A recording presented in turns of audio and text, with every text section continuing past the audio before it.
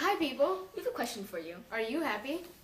Most people probably say, yeah, I'm happy. But what is happy? How do we define happiness? Some people say it's things like money, Cars, technology, food, being a ninja. and comfort. But we're going to use some other things to tell you what happiness is, like Or this this. book, more books. And what are you doing here? Let's answer this question. We looked at the definition of happiness, and this is what we got. What is being happy with yourself and enjoying life? I think it's finding your own personal purpose in life and enjoying what you have.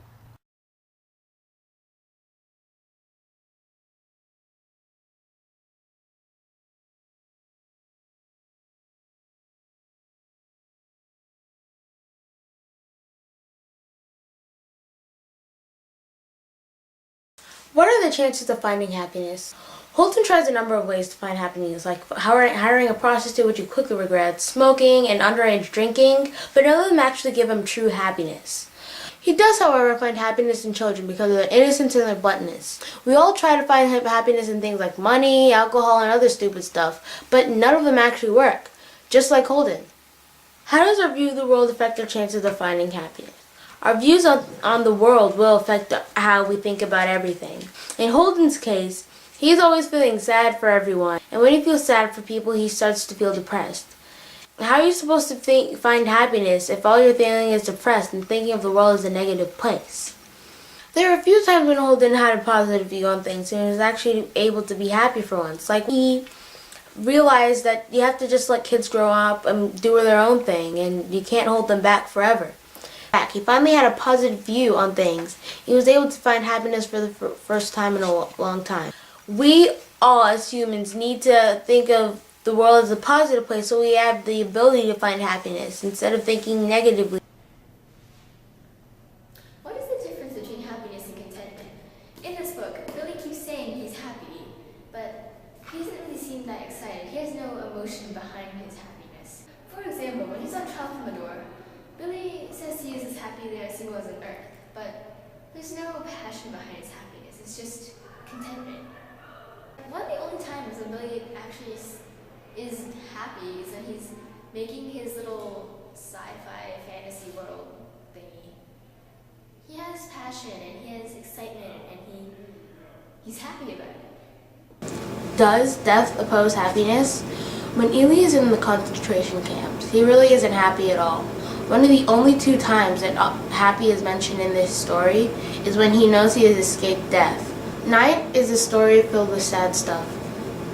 And if Ely is able to find happiness in not dying, wouldn't it make sense that happiness opposes death? Even for us now, when we're in a life and death situation, most of us will become happy because we know that we've escaped death, and most of us don't want to die sooner than we need to. Does authority prevent us from being happy? In Finney's case, authority is necessary for happiness to exist. When the authority isn't there, there is no thrill in finding happiness, and there's no fun in happiness without authority. It's necessary for authority to be here. It makes you want to break the rules, it makes you want to have some fun, and that results in happiness.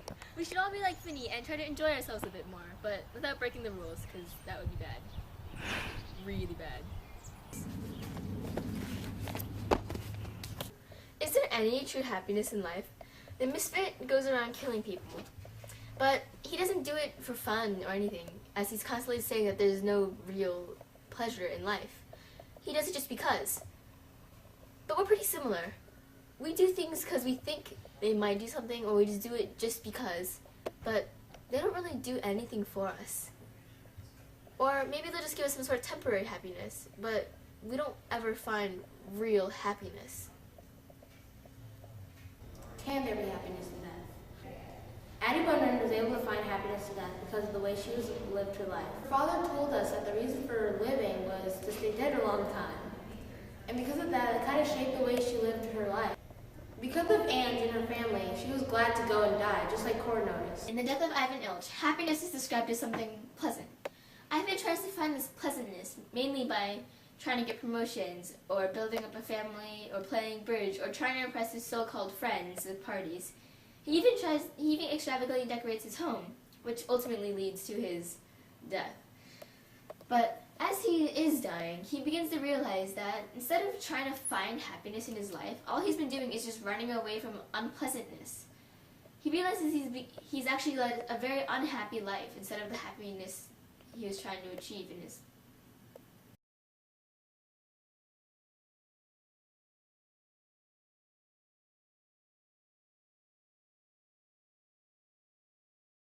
Can I say something right now? What? We're kind of in the middle of the street.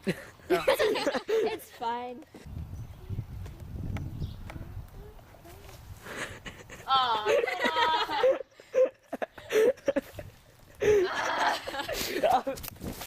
They stand like sideways when I jump out of the tree. Yo, man, it's recording. Why is it recording? Are you ready? Yeah. Okay. Just go. It doesn't matter what the birds say. Birds don't speak. Wait, do I put the book on the ground or? Just hold it. Roll out of the way with it. What do you? I apologize for my brother. Viewers, Wait, so English class, spring. Are you ready?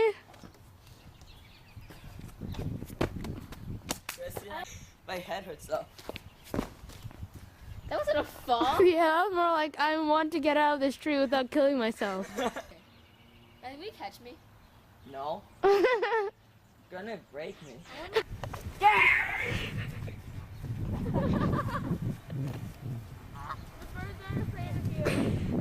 We are filming in a mine of goose poo right now. It is gross. Oh my gosh. It's also fun. Just don't make too much noise, because I don't want awkward.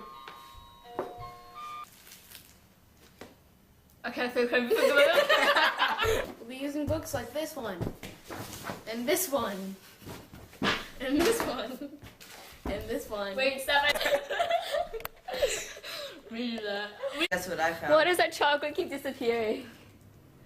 Okay, I'm gonna get another one. We lost our chocolate again. Third one.